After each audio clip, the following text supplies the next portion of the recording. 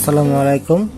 5.3 থেকে question number 9টা আজকে আমরা সলভ করব। এখানে দেওয়া আছে5 to the power x plus 5 to the power 2 minus x equal 26। Okay, আমরা এখানে এই যে টার্মটা, এই টার্মটাকে ফার্স্ট আগে আমরা ভাঙবো, মানে 5 এর বেসটাকে আলাদা করে দেব।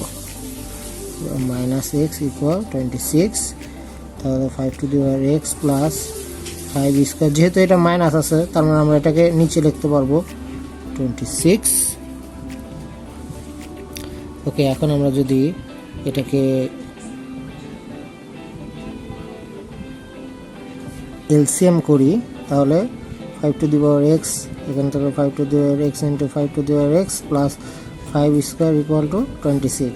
তাহলে এখানে আসবে কি 5 to the power x whole square plus 5 square equal 26 into 5 to the power x। Clear? এখন এই সব টার্মটাকে এই পাশে নিয়ে আসি। 5 to the power x whole square minus 26.5 to the power x plus 5 square equal 0।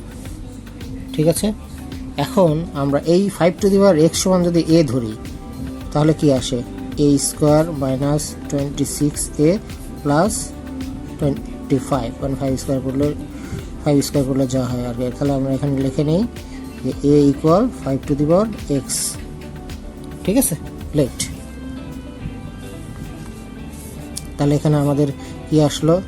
একটা মিডল টার্ম ফ্যাক্টর চলে আসলো 26a, তারপর 25 আছে, তাহলে আমরা এখানে minus 25a plus 25a minus a plus 25 equal 0। 25 and 1 26, a common নিলে a মাইনাস 25 মাইনাস 1 কমন নিলে a মাইনাস 25 ইকুয়াল 0। ওকে, তাহলে এখানে a মাইনাস 25 একটা ভ্যালু আসলো আর একটা a মাইনাস 1 ইকুয়াল 0। তাহলে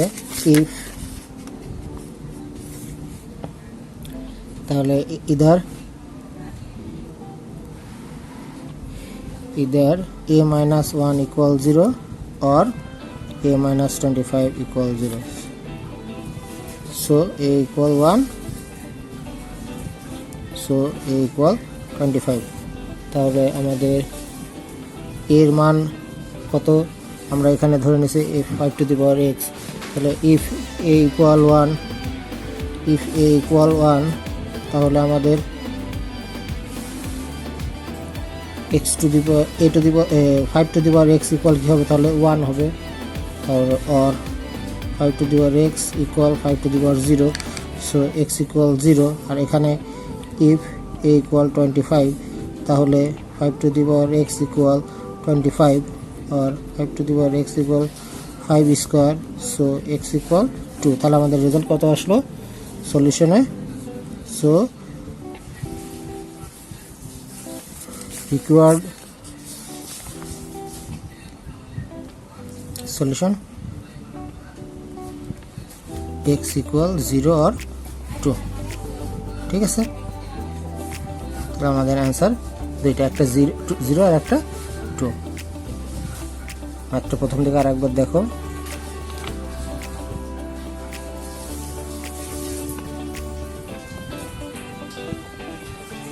কোনো কোশ্চেন থাকলে অবশ্যই কমেন্ট বক্সে জানাবেন। ধন্যবাদ।